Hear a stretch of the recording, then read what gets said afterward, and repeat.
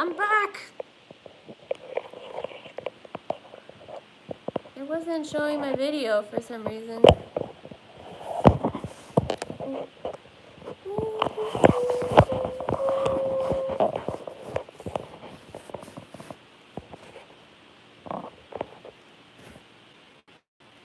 See if anybody comes back.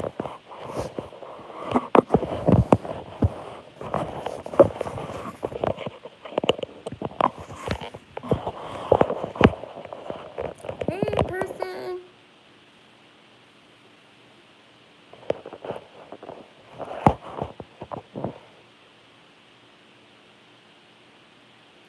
I'm back. Ta-da!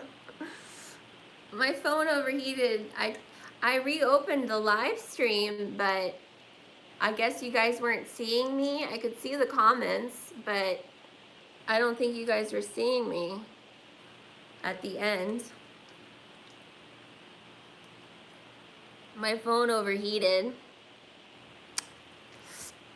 Too many rays, too many sun rays. So yeah.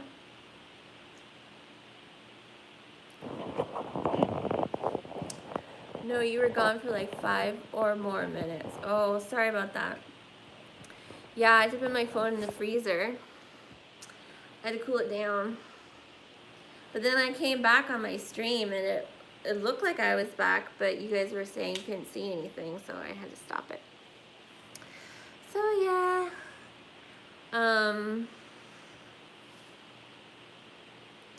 So what else is going on? What do you want me to talk about? You guys want to buy some land? Like, let's get some land going. I know that's the age-old idea, right?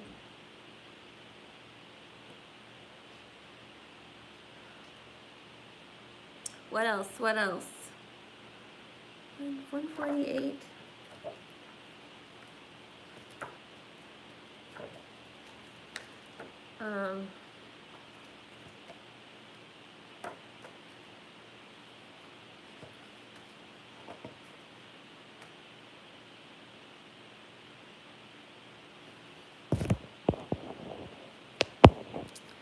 Yeah, so it kind of took my steam out, huh?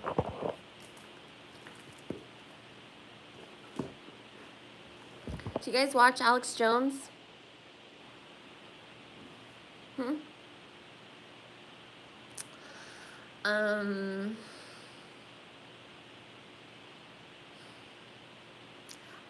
I purposely tried not to watch anything about the Will Smith thing, but it's like unavoidable to not watch something. It's like so pervasive.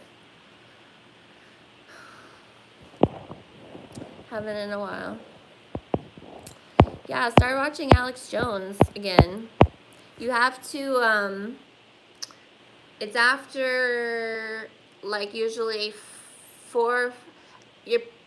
after 4 p.m. Pacific time, YouTube search InfoWars and then filter by upload date, and you should get that day's InfoWars recorded, but they usually only stay up for a day or so, and you have to it's either under InfoWars or you search Alex Jones and then filter by upload date, and you can find the most recent InfoWars shows.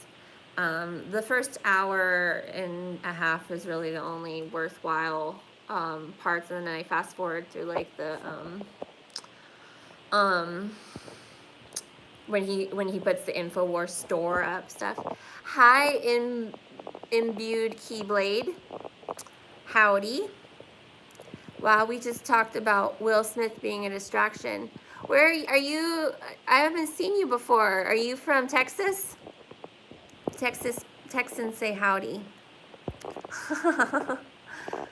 Well, yeah, of course the Will Smith thing's a distraction.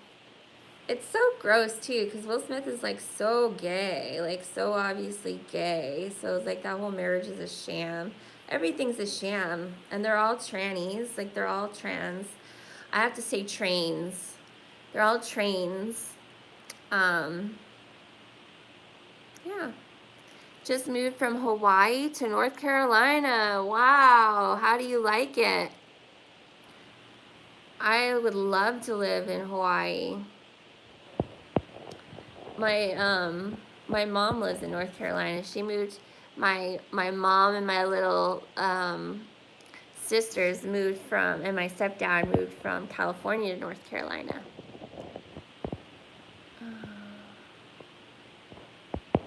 I want to figure out what we're supposed to be doing here. Like, I keep getting signs to follow my heart, and I'm like, what do you mean, jump off a tall building? Oh, your heart is to jump off a tall building. No, I think you should find what you're fearful of. If you, I do think finding a significant other is a big part of why we're here, to find our, if you're a male, to find your feminine counterpart. If you're a female, to find your male counterpart, and to learn how to interact with the opposite sex in a constructive way without tearing each other apart. And a lot of people confuse this, and it is an internal, the internal mirrors the external. So if you're finding the male and feminine counterparts of yourself, you should be trying to do that in your outward life too. So the more you're able to like marry the man and the woman in yourself, the more you should be able to accept the opposite sex and their differences, because our society is so set up, especially in the media, just to like demasculinate, and like for the woman to like just rip apart the guy. He's stupid, he doesn't know anything, he doesn't listen, he, doesn't care. And it's like it automatically sets up this mommy baby where the woman's the mom, and she's always like, punishing or demeaning or criticizing the man, and then the man doesn't like to feel that way, and the woman doesn't like to be with the man that she feels like is her child. That's not sexy. So, and then like, a lot of people are so focused on the internal masculine and feminine that they like become like, I'm rejecting any pursuing, relationship because I need to focus on myself.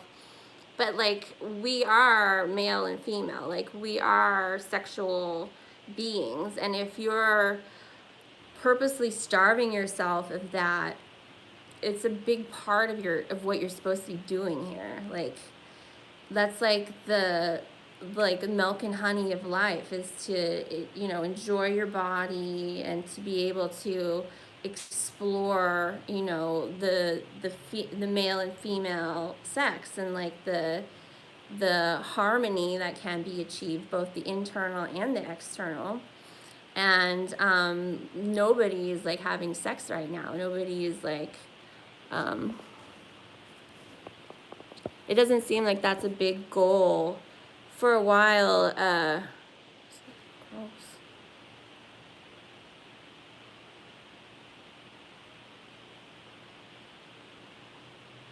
kill this little weevil.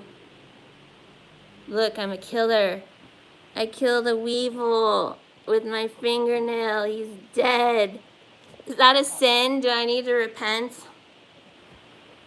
Am I supposed to let this weevil multiply in my fabric here? But yeah, I think people are really set in their ways, and they don't want to, they're so used to finding and selecting exactly what they want in their food and their groceries, like online. Like, you can select any kind of porn you want. You can like search for the characteristics you want in a mate, like online dating. You can, and when they get into, and they finally find somebody to go on a date with, or they finally find somebody that to go on a couple dates with, you are eventually going to run into things that person, or things that they want, they don't like about you. And, you know, people have to change a little bit to be with each other. You have to compromise. You have to be like surfing the middle, right? You have to be more like accepting and flexible with people, especially if you're trying to like being in a relationship is, you know, like worshiping the other person, like wanting to love them. And there isn't like, I feel like a lot of people are missing that drives, even like they feel like it's too much work, or they don't ever want to compromise on their, like, I'm never going to change, this is who I am, and anybody that wants to change me, well, go fuck them, you know, like, well, nobody, you can't find anybody being that way. Like, who wants to live with somebody like that? You want to find somebody that's a total peon slave that will do anything you say? Like,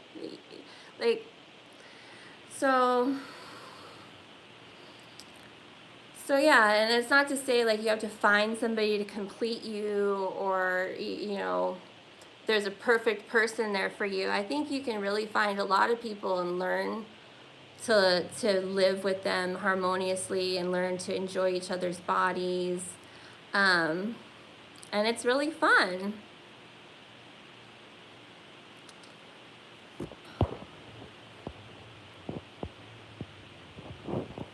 Have you heard of Max Egan?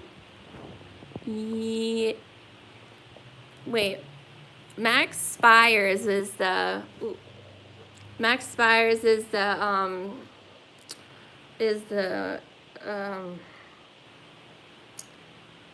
the secret spy guy, and then Max Egan, didn't he just die? Is he the guy that did all of the like exposés of the Masons? Is that Max Egan? Is there anything important at this point, or are we just waiting around trying to enjoy this crap? Every woman I meet is an NPC, and they are only shit test machines. Not fun. I have never met a soul woman. I can't decide myself that these stupid girls are real. I think sex is just stupid. Well, that's a horrible attitude to have.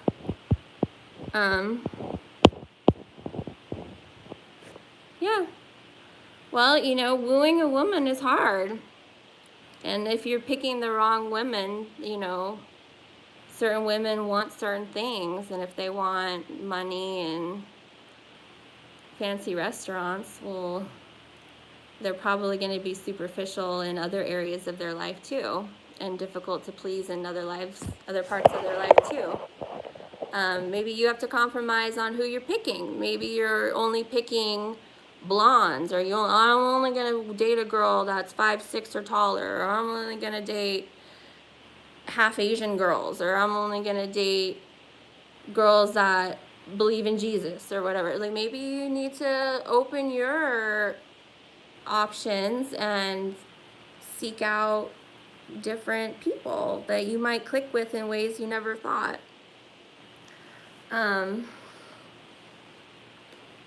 But yeah, I would say just find things that you're really passionate about, and usually when you do stuff that you like, it will attract other people that like those things, and then you can vibe off of that.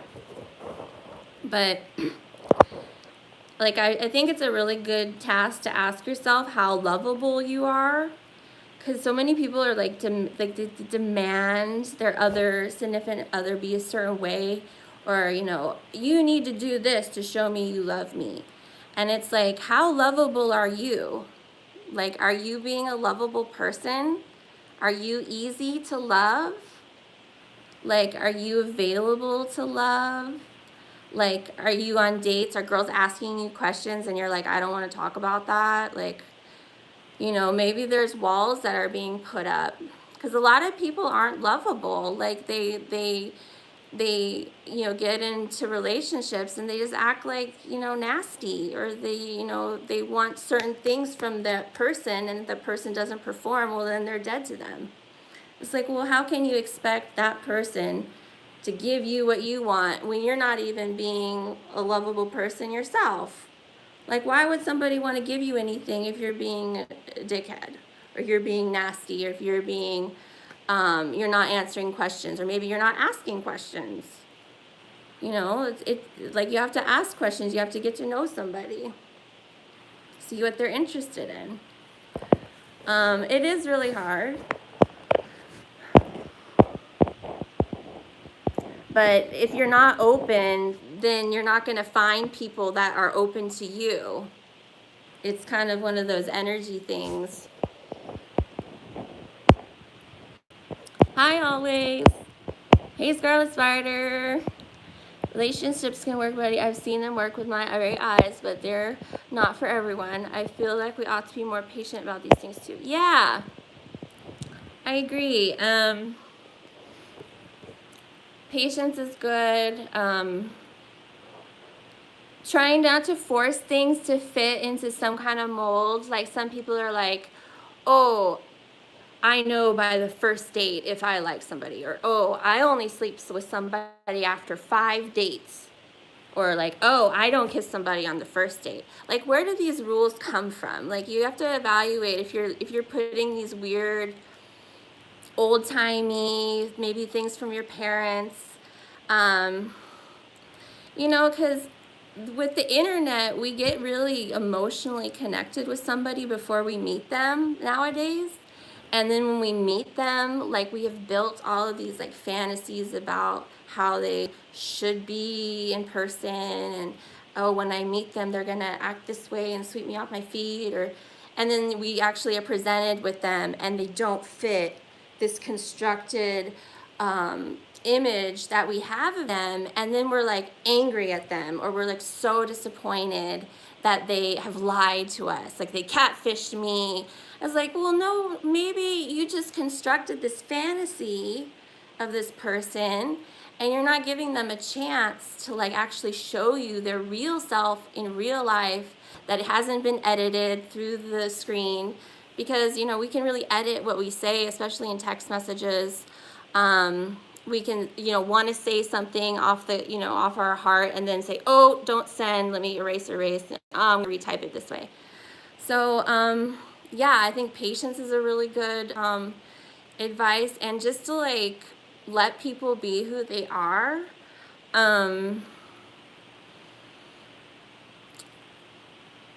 Yeah, because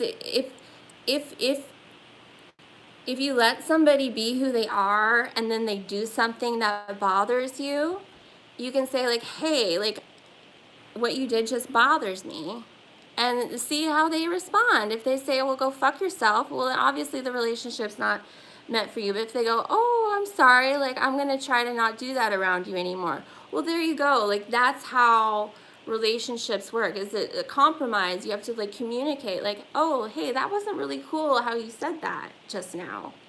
And they'd be like, oh, I didn't mean it that way. I just say things like that. I'm so sorry. Or, you know what? Go fuck yourself. I'm going to say what I want, bitch. Okay, well, now you know how the communication is, right? So you have to like, you have to voice, like, let people be who they are, and voice when it crosses your boundaries. But if you never like say when you're upset, that can like let things build up too, where you're starting to get resentful.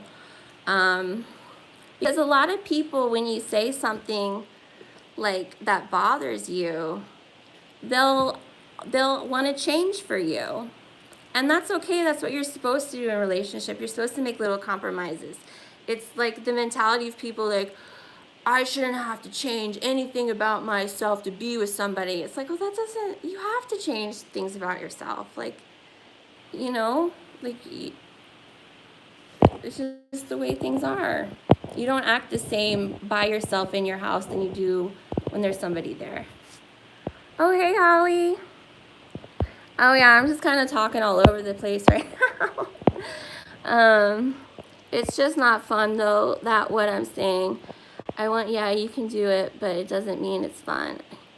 Yeah, I would say maybe you're looking in the wrong places, Luxor, because it should be fun.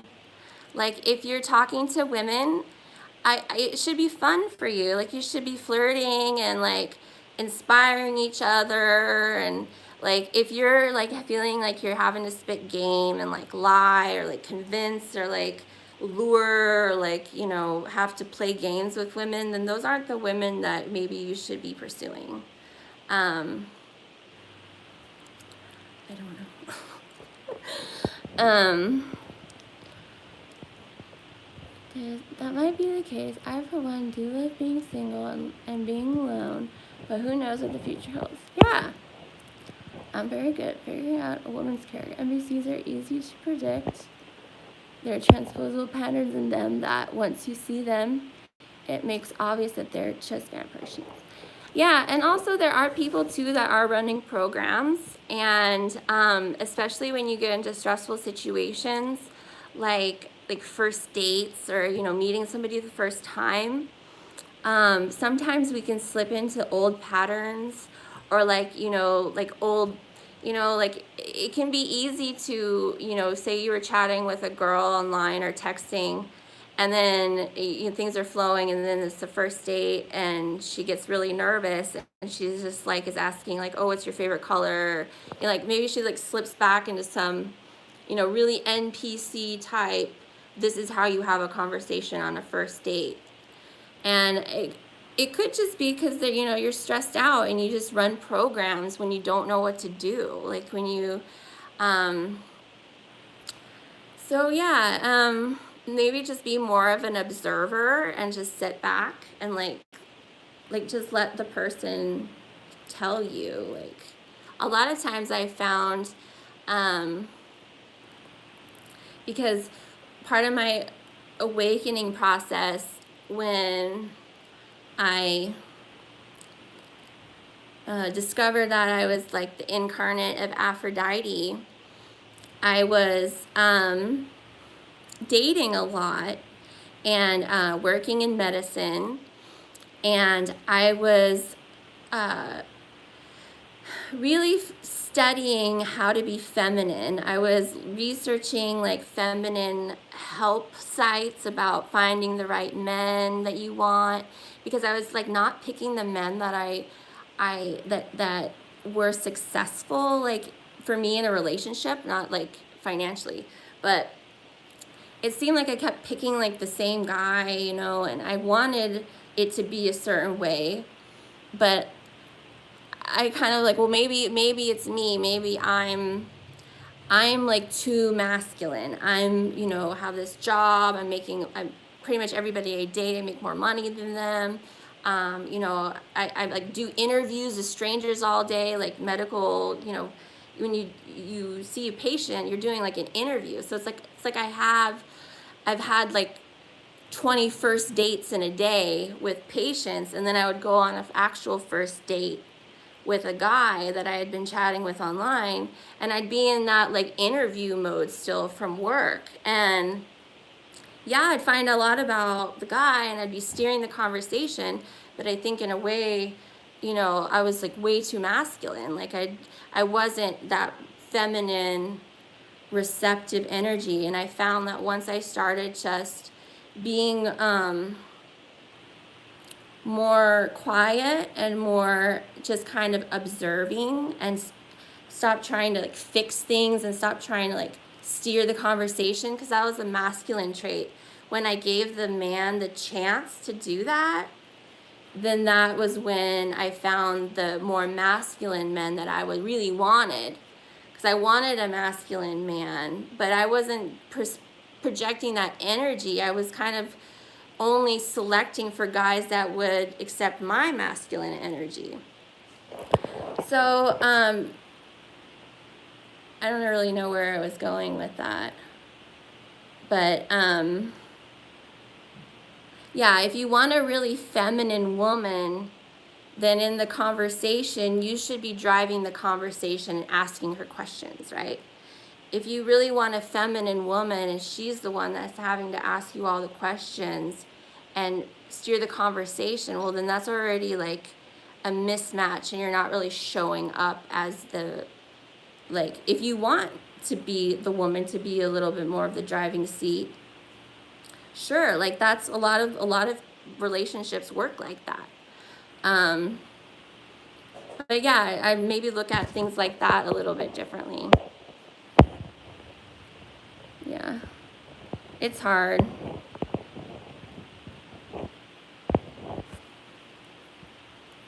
Oh yeah.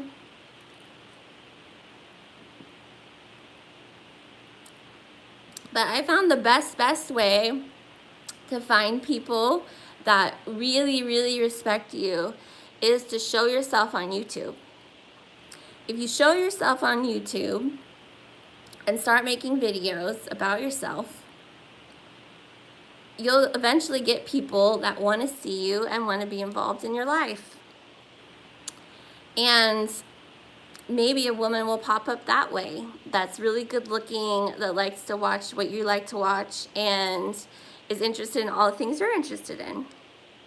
But you never will really find out unless you try or take the leap. Yeah.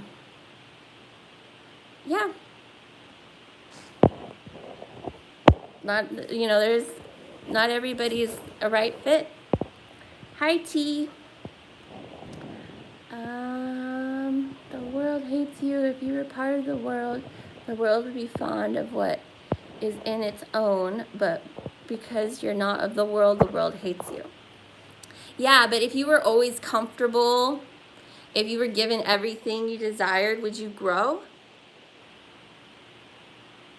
Like, would you try to learn something new if you never were challenged?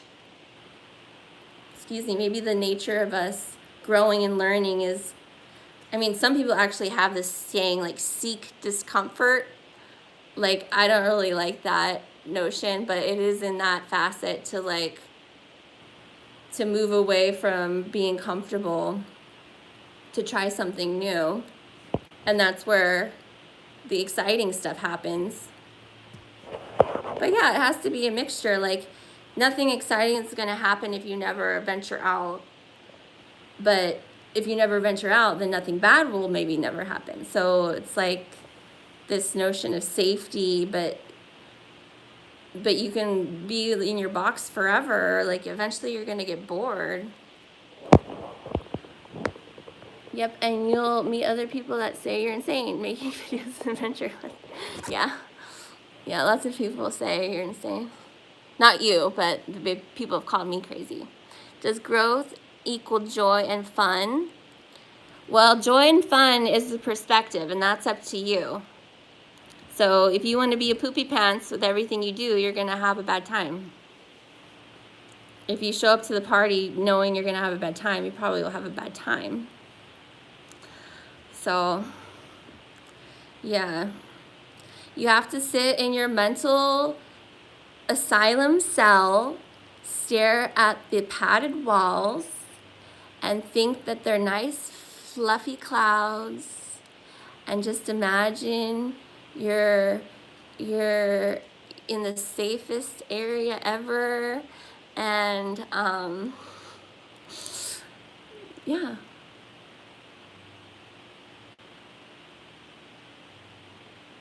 I don't know.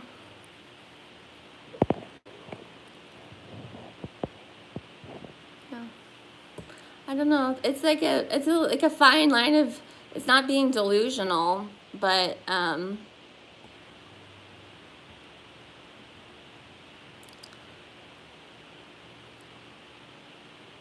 do think the nature of your countenance does affect your health too.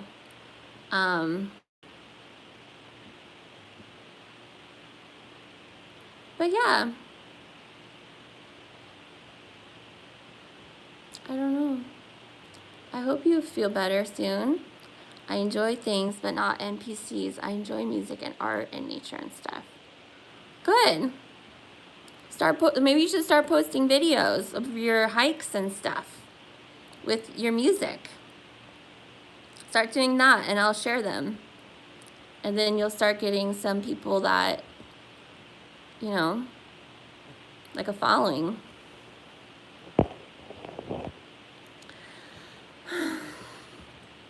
All right, I think I'm gonna stop this live stream. I love you all. Thank you for joining me. Bye.